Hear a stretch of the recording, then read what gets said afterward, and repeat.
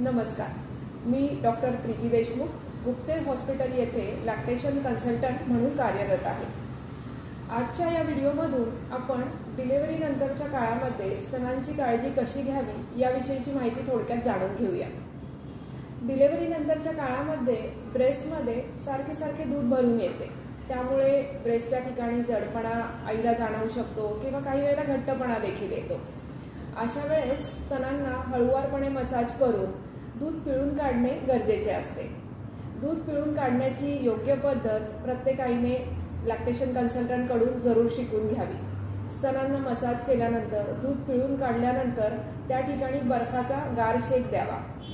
गरम शेक देणे टाळणे गरजेचे आहे।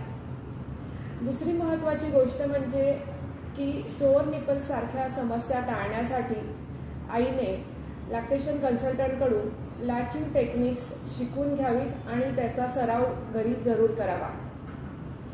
जसे आपण पाहिले की ब्रेस्टच्या ठिकाणी जडपणा येतो, त्यामुळे ब्रेस्टना सपोर्टसाठी डिलिव्हरी नंतर कम्फर्टेबल फिटची सैलसर अशी ब्रा वापरणे गरजेचे आहे।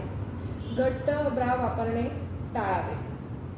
आणखीन एक महत्त्वाची गोष्ट म्हणजे की ब्रेस्टचा जो निपल आणि त्या बाजूचा काळा भाग या ठिकाणी एक नैसर्गिक स्त्राव स्रवत असतो, ज्यामुळे हा काळा भाग मॉइस्ट राहण्यास, मऊ राहण्यास मदत होते।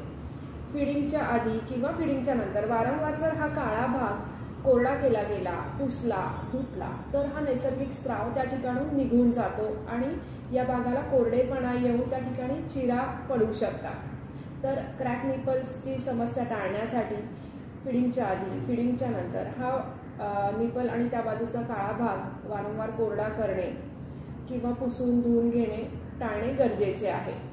यासारख्या गोष्टींचा जर प्रत्येक नवीन मातेने अवलंब केला तर तिचे स्तनपान नक्कीच सुखकर होण्यासाठी मदत होईल।